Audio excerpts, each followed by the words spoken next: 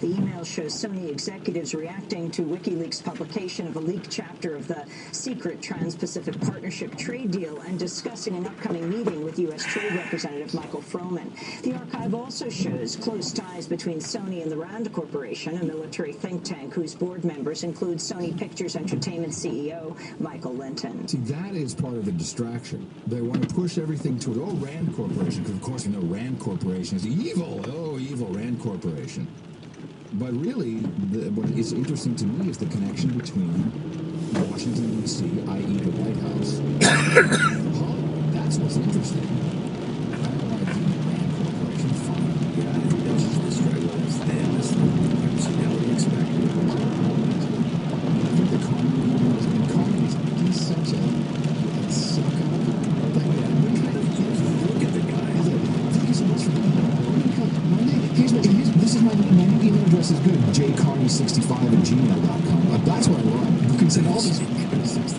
What is it? No, hey, Carney, your emails address stinks. What is that, jcarney65? Well, here's another question that comes to mind, which is that when these first came out, how come this wasn't immediately discovered and made a news story? Without WikiLeaks coming along. Are you kidding me? No one's going to do that. No mainstream media is going to talk about that connection. It's the same people. Believe me. This is fun. This is like we have a little game. What do you want to search? Let's see. Maybe NPR. Let's see. NPR. Oh, no, how about Vivian Schiller? Or Schiller? She's not NPR. She's still floating around. Vivian. What's her last name? I think it's Schiller. I could be. Let me just check on Vivian. Let me see what we get out of it. Hold on a second. It comes back. Vivian Chu. It's Schiller. Is it Schiller? It's not Schiller. Schiller, I think. How about Amy Goodman? Let's try Amy Goodman. Oh, yeah, there you go. No, she won't be there. There's no way. Let's see. Coming back, we have... Well, okay, they also have a lot of... people have subscribed to newsletters and stuff, so you see, the Hollywood demo will pop up.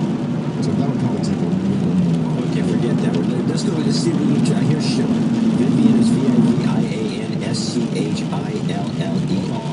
Vivian. SCHILLER.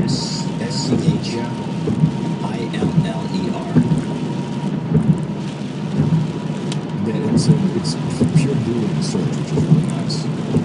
Nice. So it's Vivian Hatch. Okay, let's see. October 27th, voices on the next. There's one more email. And it's just something to say, take a look at this Council on Foreign Relations live stream, the radio show, one from 2014. Okay, but this is part of the game. I mean, Chris Dodd, who is CPD at MPAA.org, that's kind of a cool email. CPD. He's like, oh, I sat down with the president and did all this cool stuff. And so important. CPD at MPAA.org. It's better if you have the email addresses. How about, yeah, it would be. How about Rand Paul? How about some guys that they would be blasting? This is something maybe better done when we have but you have to do more Boolean because of course the RAND Corporation pops up everywhere. Oh, that's no good. We'll work on it. But to me, everything Valerie Jarrett and how cozy she is and seeing the vineyard, we'll all hang out together. Ta-ta. To have tea and all this goofy stuff, that's just disturbing stuff. But yeah, Valerie Jarrett says, at the dinner we'll have Martin Nesbitt and Eric E. Whitaker, both of the president's best friends. And this Whitaker guy, I think it was Whitaker who was embroiled in some scandal, or was it the other guy? I think it's Martin Whitaker? No, it's Martin Nesbitt and Eric E. Whitaker. But Martin Nesbitt, I believe, is the one. He's Pritzker Realty Group, and of course, we know that the Pritzker woman is the one who is running Elizabeth Warren's little operation there. Now, this guy doesn't even show up, Eric E. Whitaker. It's WITAKER. Oh, WHITAK. WHITK. Yeah. TR. Yeah. He's got a wiki page. He does. Yeah. No, there he But is. anyway, there's 130,000 emails. Oh, yeah, I've seen this guy before. Yeah. Yeah. So before it's just going to take me a couple days to really get some juicy stuff. But I did not want to, hold back on the Valerie Jarrett stuff. That's just too delicious to believe. My friend. Yeah. Really, man. Really. Well, the thing I kind of went aside with was this nutty story that came out, again repressed, busting. The New York Times managed to do it. Richard Engel, our friend. Now, this is the guy who was in Russia pretending his phone was getting hacked? Yeah, that guy. That guy. All right. What do we got? He was also the guy who gave testimony about how bad it would be, right out of the CIA handbook, how bad, or the DIA, I don't know which one, how bad it would be if Feinstein released that report about all these intelligence agencies lying to the American public. It would be bad. He was one of the guys that was the stooge. Yes. Yeah, he's been a stooge all along. We spotted him very early on. Even that show on the media has isolated him.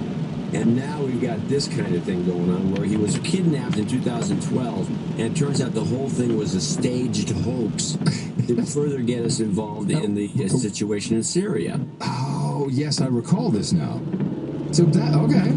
Is this made apparent in these clips? Yeah, the clips could explain most of it, and we'll talk about it. Engel 1.